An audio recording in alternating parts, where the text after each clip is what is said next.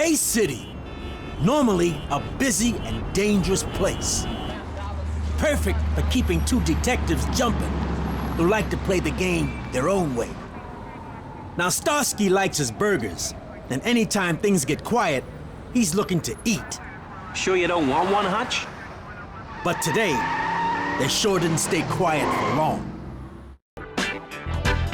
All units, Area 1, 480 in progress. Suspect in blue sedan, traveling east on 4th Street. In some kind of hurry, punk? It seems like this punk was just stealing cars. For who? He wasn't saying. Maybe a visit to the courthouse will help him remember.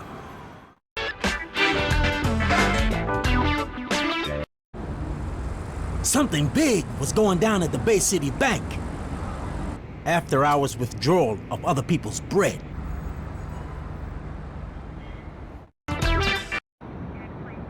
Okay, read him his rights, Hutch. Anything you might want to say, loser?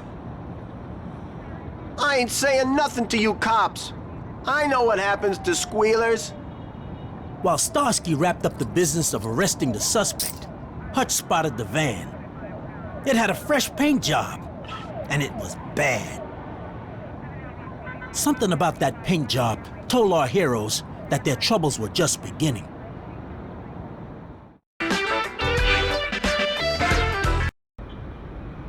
Now, Starsky and Hutch were getting real hungry for their next slice of action. And they didn't have long to wait. Zebra 3, there's a 211 in progress at the Gas and Go on 7th. Get your butts down there now. Another paint job? Where'd the car come from, punk? Another badly painted set of wheels, and another crime. The clues had to be connected. But this time, our two cops get lucky. The driver squeals a name. He says he got the car from a guy named Little Louie. Whoever that was, his days were numbered.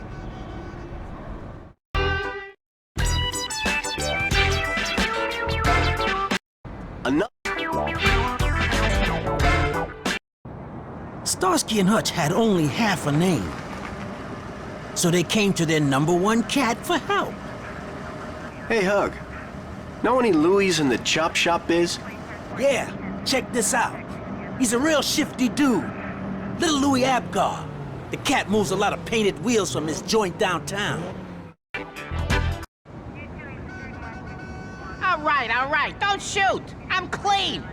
What's with the cars, Louie? Been to any gas stations lately?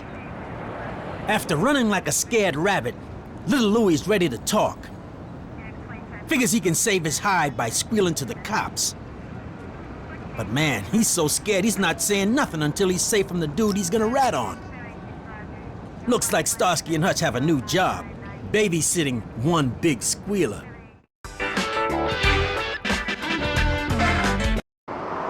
So now our guys in the striped tomato had to escort Little Louie's car all the way to the safe pad. And some of Carlton Breezy's boys aren't so happy to see Little Louie get there in one piece, if you dig what I mean. Some house, man. You said you wanted safe? Well, this is safe. Now, what's on your mind? Just like the rat that he is, Little Louie is only thinking of his own neck. So he drops the name, Carlton Breezy. Says the guy is in the auto body business, runs a new auto repair. Man, that cat's a bad wind blowing. Just how bad? Starsky and Hutch would soon find out.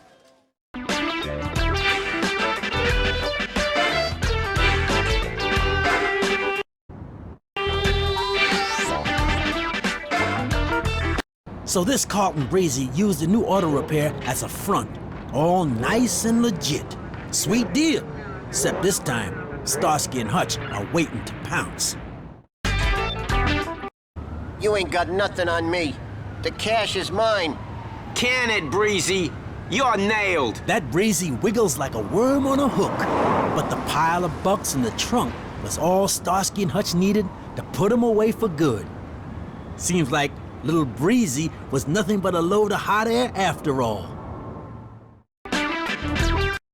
As our main men relax with Breezy behind bars, they share a drink and shoot the breeze with yours truly.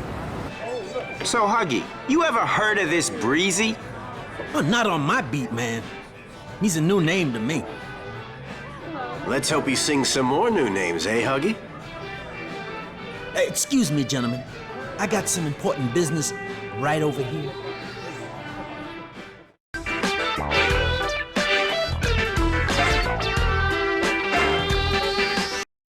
Saturday night catches our fellas at the Star Casino. Not that they had any gambling in mind. Hey, Tammy. What time you quitting tonight? 10:30. You sticking around? This just in. Carlton Breezy has today been denied bail on charges There's of our armed man, Hutch. robbery. The 43-year-old was Breezy? apprehended last week. There sure have been a lot of people asking about him recently. I heard a rumor he had bread tied up in this place. Let's hope someone's keeping it safe for him, huh, partner?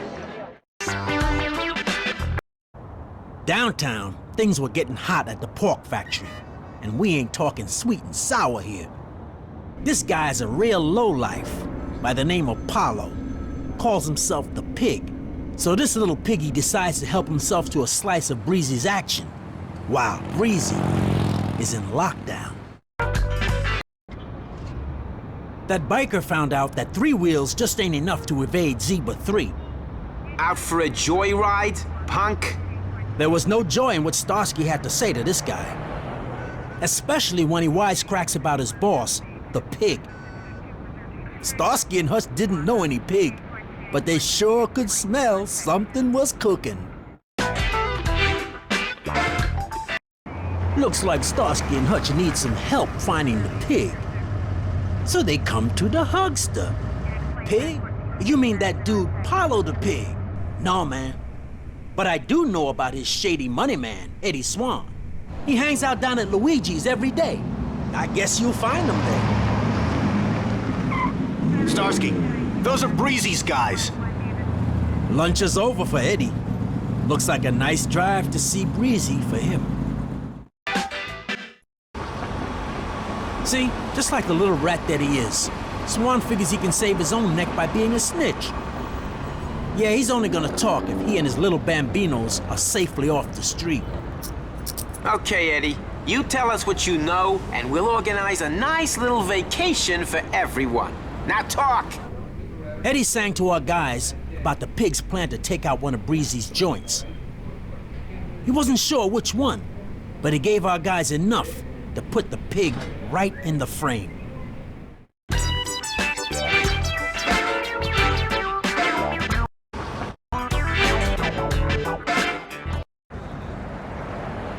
So the team are playing babysitters again. But this time, they need to be a little incognito. Nothing better than Red to get attention. So they decide to use Hutch's wheels instead. There goes the Eddie Swan gang, safe and sound. Now Starsky and Hutch had to be on their toes. The $64,000 question was, which one of Breezy's joints would be hit and when?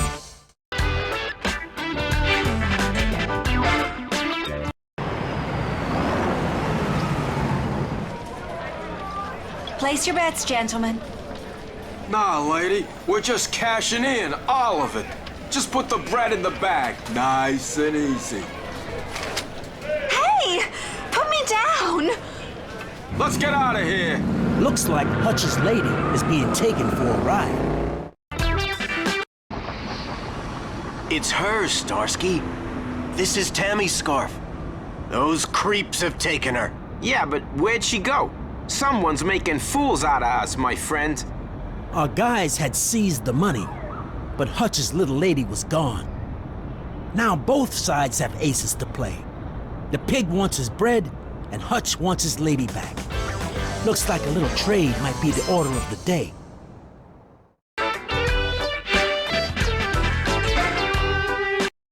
That creep Paolo set up Tammy as bait in a little game of cat and mouse.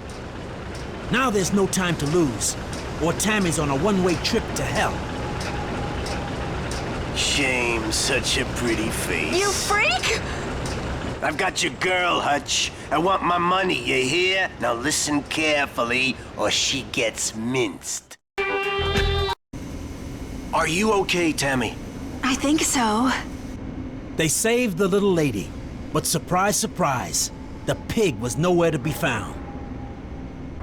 Hutch arranged a ride home for Tammy, while Starsky combed the joint for something that might lead them to the pig.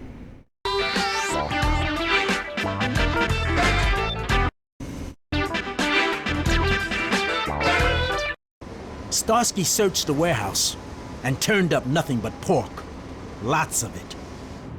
They decided to split back to the precinct. But one of the piglets was still hiding.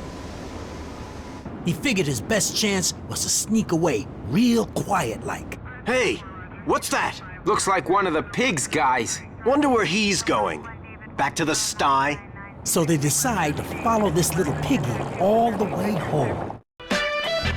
So now, Paolo the pig was headed for his own private pen. And boy, did he go down squealing. Nothing's gonna stick, you hear me? And when I'm out, it's gonna be payback time. Hey, Hutch, I do believe we're being threatened. By a pig? Not a chance, Starsky. Not a chance. So now, Paolo the pig...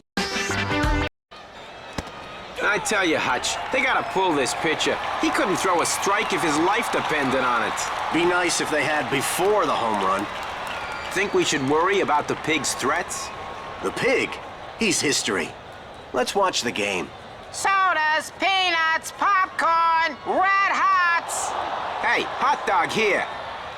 Want one, Hutch? No, thanks. I've had enough pork for one day.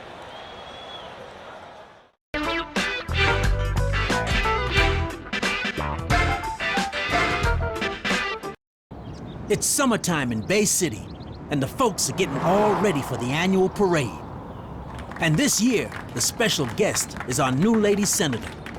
The senator knows all there is about crime in Bay City. She used to be the DA, and one of the toughest ones around. She put away a certain Kevin Kiley's brother on a life sentence, and he ain't one to forget.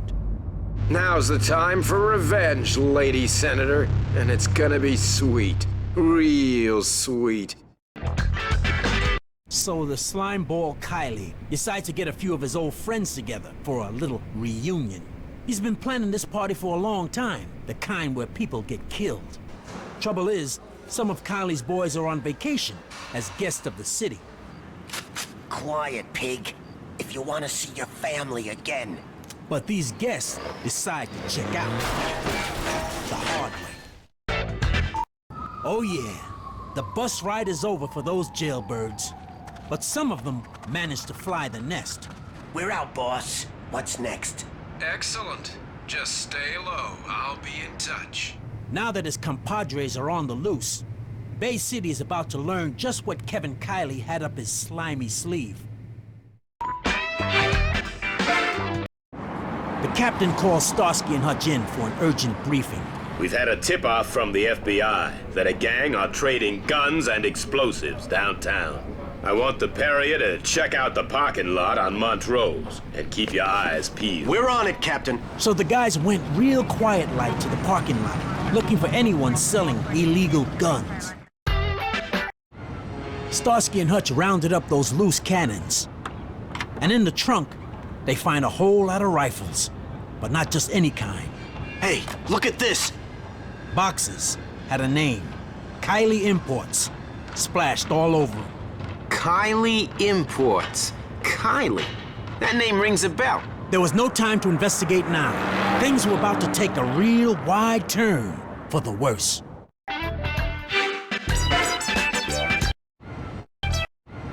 Starsky and Hutch rounded up those... Down at the docks, Kiley was hatching his next piece of action. He needs some real hot wheels for his little plan. And he wants fast as he can get. Get me some cars, make them fast ones, and make it quick. Hey, Hutch, coming to the ball game? Yeah, just give me a minute. Hey, that's my car! What the heck? Come on, let's use mine. Seems like Kylie's boys wanted the best wheels in Bay City. And there were no exceptions with Zebra 3. Starsky and Hutch caught the speed freak, but he wasn't in the mood for talking. What's with taking my car, creep? Hutch cuffed the suspect while Starsky looked at the damage to Zebra 3. Then Hutch noticed something in the guy's pocket. Hey, Starsk, look at this. It's a map of Central with some kind of route. So, this is where you've been stealing cars, huh? The creep wasn't giving anything away about the map, so Hutch decides to take him back to the precinct for more questions. The next morning, the captain called our guys into his office. Hutch showed him the map, and he seemed to know what it was all about. That's the senator's parade route. Those guns from the car park, sharpshooters' rifles, and what's more, that prison breakout, professional hitman. There was only one conclusion to draw from all this. Someone was fixing to assassinate Senator Richards. The captain needed Bay City's finest out there, but Zebra 3 was out of action, so they had to use the only set of wheels the motor pool had left. You gotta be kidding, right? Yeah, looks like the boys have to go undercover. On the bread run. So Bay City's finest get congrats from the senator. The guys have saved the day, but the fat lady wasn't singing. There was still the question of who was behind the attempt on Senator Richards' life. Yeah, but who would want Senator Richards dead? I can think of quite a few guys in Bay City Penitentiary who might be interested. Starsky remembered the fact that the boxes of rifles were from Kylie Imports, and wondered if there could be some connection with John Kiley, the dude Senator Richards sent down for life last summer. But hunches alone ain't enough. They needed more, and they wouldn't have to wait long.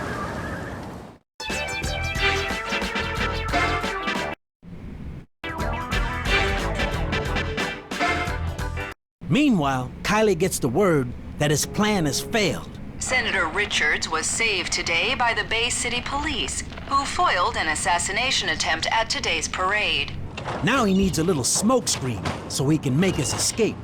We need to keep the cops busy. Drop a few of these babies around town. Looks like Kylie's dudes are delivering trouble all over Bay City. Looks like the bomber got one of his own special deliveries. Made quite a mess at that. And when they get to messing up my streets, yours truly wants to know about it. Fellas, what's all the noise? Don't you see I'm trying to do some business here? Hey, Huggy, don't suppose you know who would want to blow up Bay City, do ya? Happen I do. The word on the street is, it's the same cat who hates the senator, some dude called Kiley. Starsky, you didn't hear that from me. You were right, Starsky. Let's find that creep. Looks like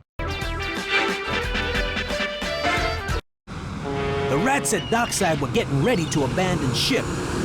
Come on, move it. Let's go. There's a whole lot of guns being loaded into that truck. Meanwhile, our guys needed some help to close the net. Control, you got an address for an outfit called Kylie Imports? Zebra 3, Kylie Imports are at 123 Quayside.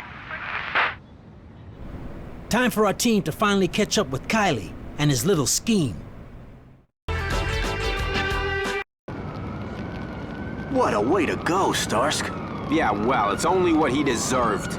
I guess that wraps things up, huh, partner? Yep. Let's get back to the precinct. The senator heard about old Kylie's demise and gave our guys a little thank you. So, commendations, huh? Well, I guess it's deserved. How about we deserve some R&R too? What do you say, Captain? It's been a while, you know. All right, 2 days, and then I want to parry you back. Now get out of here. Shh, quiet. Did you hear something? Surprise! Hey, how'd all of you get in here? We thought we couldn't let your good news go by without a celebration. Oh, the gang's all here. Come on, guys. Let's party!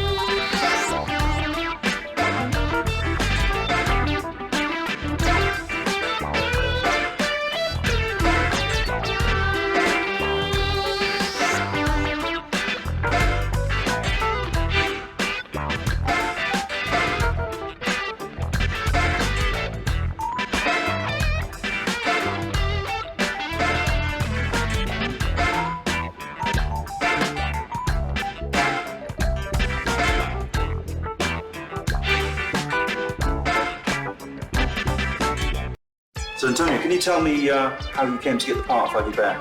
When I was a young, hungry actor in New York, it was around 1970, 71, 72, and I did a film called Across 110th Street that was directed by Barry Shear, and it was with Tony Franciosa and Anthony Quinn, and it was a real action film set in Harlem about some guys that rob a numbers bank. And I knew I had to go to Los Angeles in order to fulfill my dreams about doing lots of television or more films. So I went to Los Angeles, and my agent got a call from a producer, I believe Aaron Spelling, and Barry Shear was directing the pilot for Starsky Hutch. And he suggested me for the role, and I didn't have to read for it or anything. I just came in and thought the role was mine, because it was just one scene, and they just wanted some authentic kind of character actor, a street guy called Huggy Bear. And we had a great relationship in terms of with Starsky and Hutch in that scene, and I didn't know, but they had ideas that if that scene worked, that I would be part of the formula that was hopefully eventually make Starsky and Hutch a success, and it worked out. So where did the name Huggy Bear come from? It's quite memorable. It's quite unique. Where did it come from? Well, it wasn't a unique name, but as an actor, I just said, hey, the role Huggy Bear, it sounded cool to me because as a character actor, I was used to being called all kinds of different names in terms of the stuff that I did. But and I never thought, when I thought about it, well, Huggy Bear maybe should have been somebody of a different stature or something. I was this skinny young actor, but I sort of made the role mine because I just accepted the fact that, he was who he was. But William Blinn, who created the series and wrote the pilot, he was driving from San Francisco. He said in a documentary, and he heard a late-night DJ who was called Huggy Bear, and he just thought it was a fascinating name, and he found a character that he could put it on. Okay, so who was your favorite character in the show, Starsky or Hutch? Me. My favorite character was Huggy Bear. They say, because when I got the scripts, a lot of times I had one scene in it, and sometimes I would just throw out the other pages and concentrate on my scene. The show was definitely starring David Soul and Paul Michael Glaser, and they were, they carried the show. They were unique, and they made my job real easy because I just came in and gave some information. I had a little interaction with them, but it was sort of a welcome respite from all of this action that was going on, and they would come to Huggy's place, and it would be a little bit lighter, and it was sort of a welcome thing for the audience also. But I think, both David and Paul were really very, very special, and we had a special relationship, in terms of 3 working actors, as well as Bernie Hamilton as Captain Dobie. that we really hung together and really, looked out for each other, and particularly tried to do whatever I could as an actor and as Huggy Bear to support, what they were trying to do, and it turned out to be a winning formula.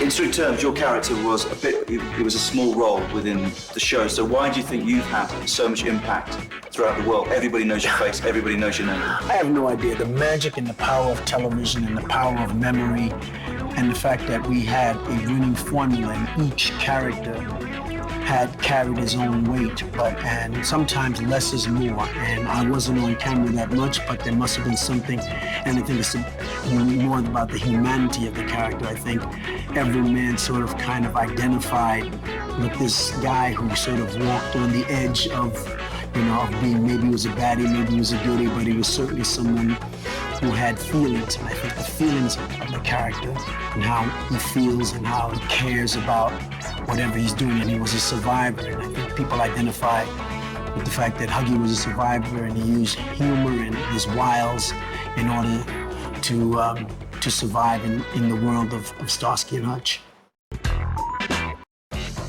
So how would you rate the show's success in the US and the rest of the world during its heyday? I had no time, and we had no time to think about, all we knew that we were really up there in the ratings, and we had such a demanding schedule. And for me personally, I didn't know the impact that much on what was going on around the world until after the show was over, and I got to travel a little bit and see, how popular the show was, and in particular how people had really taken to my character. Because maybe if I did, I would have asked for more money or something. But I was just very, very happy to be working with, with the people that I worked with, and the timing was everything. And they certainly had the power of television and memory had such a lasting residual love fest with the audience that still goes on today, and it's quite special and touching. So you must have met some fascinating people, some stars and some incredible celebrities. Well, it was really interesting because there were so many people who guest starred on the show, who went on to other things, and I don't even remember some of the names, but it was a time in the 70s there when a lot of people in Hollywood were just making transitions from television to film, so we had sort of a who's list, because when you have a hit show, and you had a lot of actors who, if they had good casting, they found good people. And so a lot of the people that I met, through my years in the business, we're all peers. We all was trying to do a good job, and some of us get more famous, or after the fact, or even during. But it's I don't look at it as too much as a fan, but I was a fan of a lot of people I worked with, particularly when I worked with Tony Francioso across 110th Street, and of course Anthony Quinn, and some of the other people I've had the honor to work with, and a lot of people came through Starsky Hutch, and sometimes they say, you know what, I was in one of those episodes, and we have a laugh, and we bring back some nice memories. So would you do it all again? Of course, I'm a working actor, and you're only as good as your last job, and we'll continue. And I've been very blessed to have 40-something years in the business, and out of that 40-something years, 4 years was devoted to the active production of Starsky and Hutch, but it has also been the most powerful impact in terms of audience exposure. So I have, a decent legacy, so to speak, and I'm an actor, and I would look for opportunities to do what I do. So did you ever get tired of being associated with Huggy Band? Oh boy, that's a tough one. I believe that the key to some of the things that I feel are good qualities in people that embrace their legacy and embrace, what the audience embraces in terms of what you gave them. And I think certainly we gave them some special memories. And as I traveled the world, and particularly in the UK, I found a lot of people who grew up watching the show, and when they get a chance to express their gratitude and pleasure in what we did, it's very hard to be cynical about it. So Antonio, do you like playing games yourself?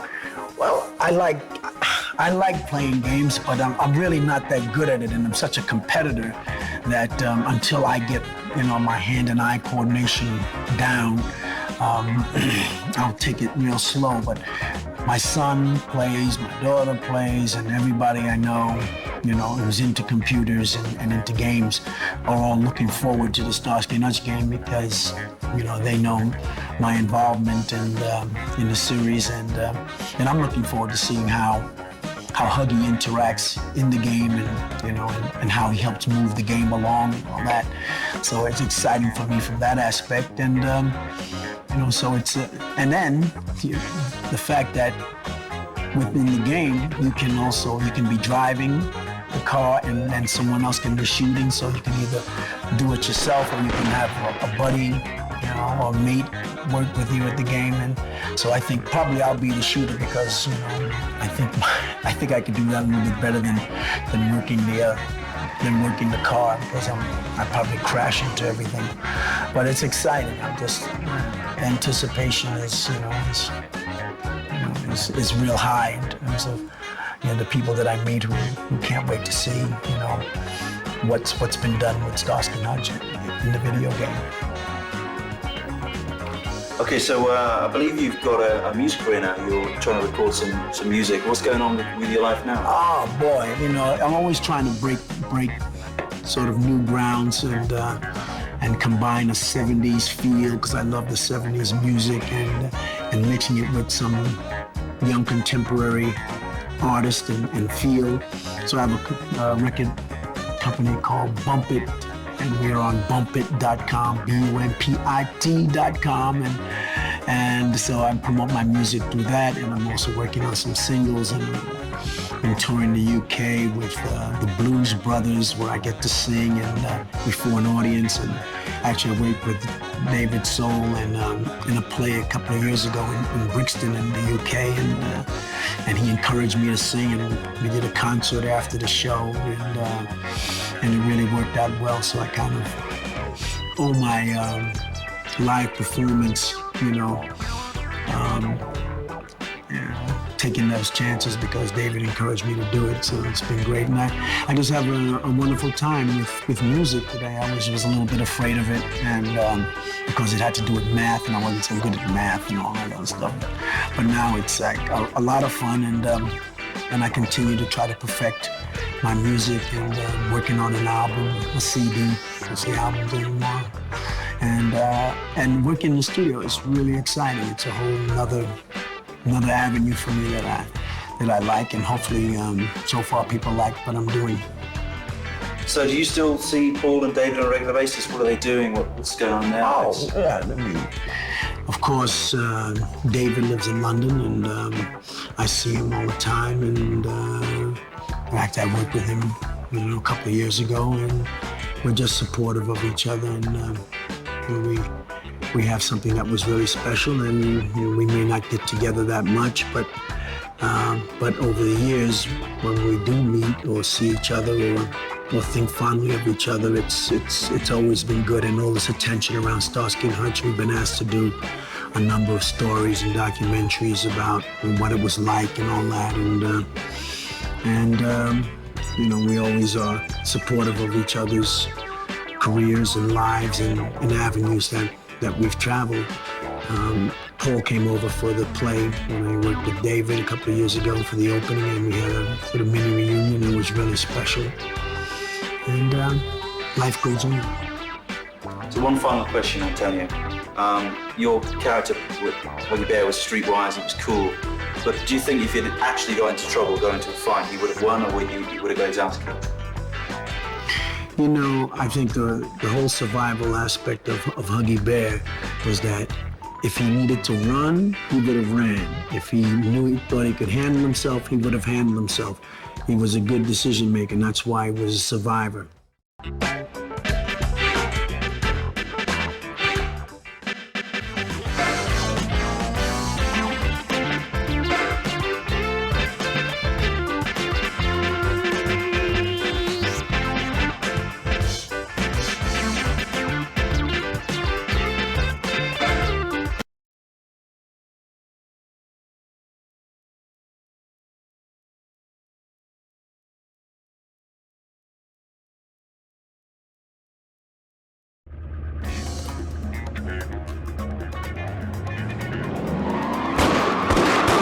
Nice turn.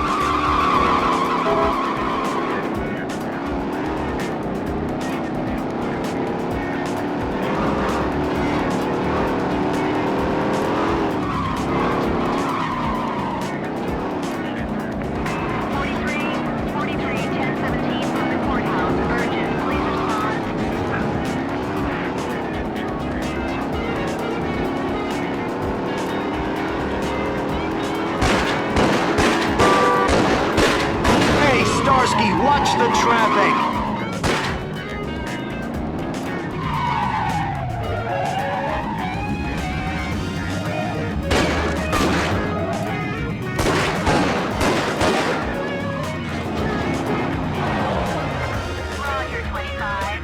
Wake up, Starsky, hit the gas!